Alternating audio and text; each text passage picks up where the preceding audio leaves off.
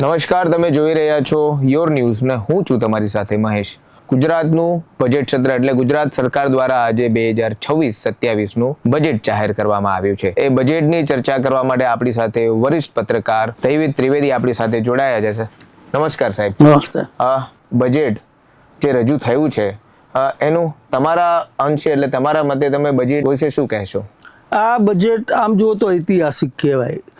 ઐતિહાસિક એટલા માટે કે પહેલી વખત ગુજરાત સરકારનું બજેટ 4 લાખ કરોડના આંકડાને પાર કરી ચૂક્યું છે. એટલે ગુજરાત સરકાર 2015માં 10 વર્ષ પહેલાં ગુજરાત સરકારનું બજેટ 1.75 લાખની આસપાસ રહેતું હતું. ત્યારે 10 વર્ષમાં બજેટમાં થયેલો આટલો વધારો દર્શાવે છે કે ગુજરાત કેટલી ઝડપથી સમૃદ્ધ થઈ રહ્યું છે, ગુજરાત કેટલી ઝડપથી વિકસિત થઈ રહ્યું છે.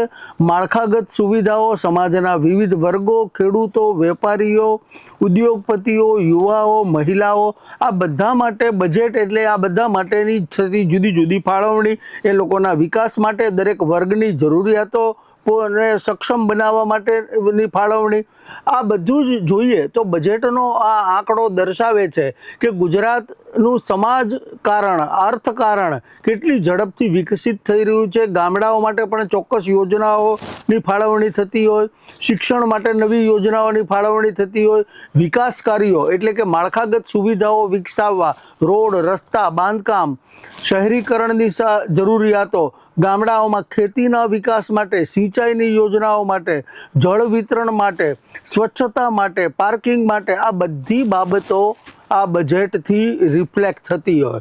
એટલે બજેટનો આ આંકડો દર્શાવે છે. ફક્ત આંકડાની જ વાત કરીએ તો ગુજરાત બહુ ઝડપથી દરેક ક્ષેત્રમાં ઝડપી પ્રગતિ કરી રહ્યું છે એવું ચોક્કસપણે કહી શકાય. અને એ હિસાબે હું માનું છું કે આ બજેટ ખરેખર ઐતિહાસિક છે. સાહેબ, જે આપણે જે બજેટની જાહેરાત થઈ તો આપણે એ સમજીએ કે એમાં જેટલા બી જોગવાઈ મતલબ જેટલા બી ખાતાઓ છે કે જેમાં પર્ટિક્યુલર આ બજેટ ડિસ્ટ્રીબ્યુટ એટલે કે ડિફરન્ટ રીતે આપવામાં આવશે, તો એ કયા કયા જોગવાઈ અને કયા કયા સૌથી મોટું જે ફાળવણી છે એ શહેરી વિકાસ મંત્રાલયને થયેલી છે, જે લગભગ 33 કે 34 હજાર કરોડ જેટલી છે. આ સૌથી મોટી ફાળવણી છે. અને સ્વાભાવિક રીતે જ ગુજરાતમાં શહેરીકરણનું પ્રમાણ ઘણું ઊંચું છે. શહેરીકરણનો દર બહુ ઝડપથી શહેરો વિકસી રહ્યા છે. જ્યારે શહેરોમાં જ્યારે વસ્તી, મોટાભાગની વસ્તી શહેરોમાં વસવા લાગે ત્યારે સ્વાભાવિક રીતે જ શહેરોની એક સમસ્યાઓ પણ ઊભી થાય. આપણે બધા જોઈ રહ્યા છીએ કે ટ્રાફિક એ ગુજરાતના તમામ શહેરોની સમસ્યા છે. પાર્કિંગનો અભાવ તો એ શહેરોની સમસ્યા છે. ચોમાસામાં પાણી ભરાઈ જવાની સમસ્યા, આ દરેક સમસ્યાઓ શહેરીકરણ ઝડપથી વધે ત્યારે આ સમસ્યાઓ પણ આવે. એટલે શહેરી વિકાસ મંત્રાલયને ફાળવવામાં આવેલું આ બજેટ મોટું, આટલો મોટો આંકડો ફાળવવામાં આવ્યો છે તો એ દર્શાવે છે કે સરકાર શહેરોને વધુ સજ્જ, વધુ અસરકારક અને વધુ સુવિધાજનક બનાવવા માટે સરકાર કટિબદ્ધ છે.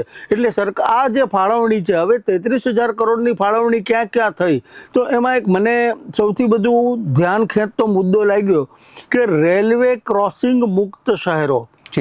આ મને સૌથી અગત્યની વાત લાગી, કારણ કે ગુજરાતના દરેક શહેરો, આપણે અમદાવાદની જ વાત ન કરીએ તો વડોદરા, સુરત, રાજકોટ, જામનગર, ભાવનગર, જૂનાગઢ, સુરેન્દ્રનગર, મહેસાણા, પાલનપુર, દક્ષિણ ગુજરાતમાં નવસારી, વલસાડ, આ દરેક શહેરો ઝડપથી વિકસે છે. દરેક શહેરોમાંથી રેલવે લાઇન પસાર થતી હોય, રેલવે ક્રોસિંગ હોય, રેલવે ક્રોસિંગના કારણે ટ્રાફિકની સમસ્યા થાય.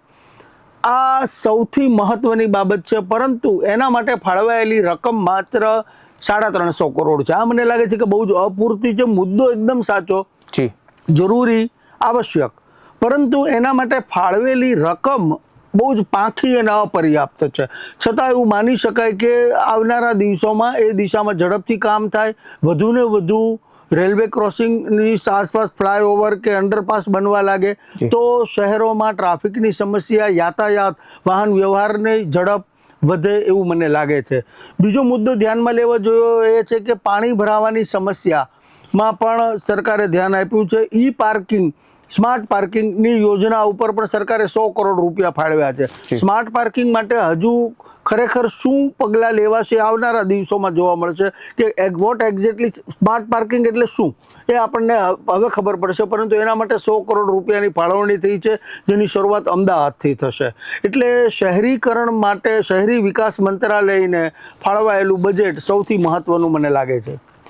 હા, તો સાહેબ બીજું એક પ્રશ્ન મારો એ છે તમને કે તમારા મતે કે કયું સારું, જેમ કે આખું બજેટ 4 લાખ કરોડનું છે, તો એમાં એક મુખ્ય અત્યારે જે એક સૌથી આપણે એક મોટો વાત કરી શકીએ તો સ્પોર્ટ્સ, એટલે કે આપણે અમદાવાદમાં ઓલિમ્પિકની યજમાની કરવા જઈ રહી કોમનવેલ્થની, તો માફ કરશો કોમનવેલ્થની, તો એ બાબતે તમારું શું માનવું છે?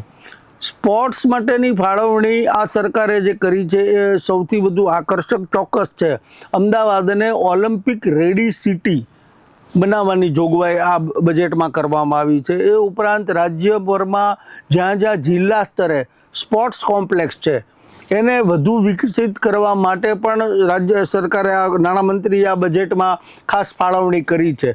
આ સ્પોર્ટ્સ કોમ્પ્લેક્સ જે છે જિલ્લા કક્ષાએ એ બધી રીતે બહુ ઉપયોગી છે.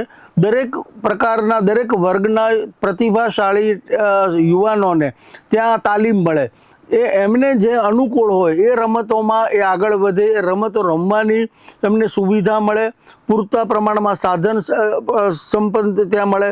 આ કારણોસર એ સ્પોર્ટ્સ કોમ્પ્લેક્સ બહુ મોટી અગત્યની વસ્તુ છે. ગુજરાતના મુખ્યમંત્રી તરીકે નરેન્દ્રભાઈ જ્યારે હતા ત્યારે મોદી સાહેબે ખેલ મહાકુંભની શરૂઆત કરેલી.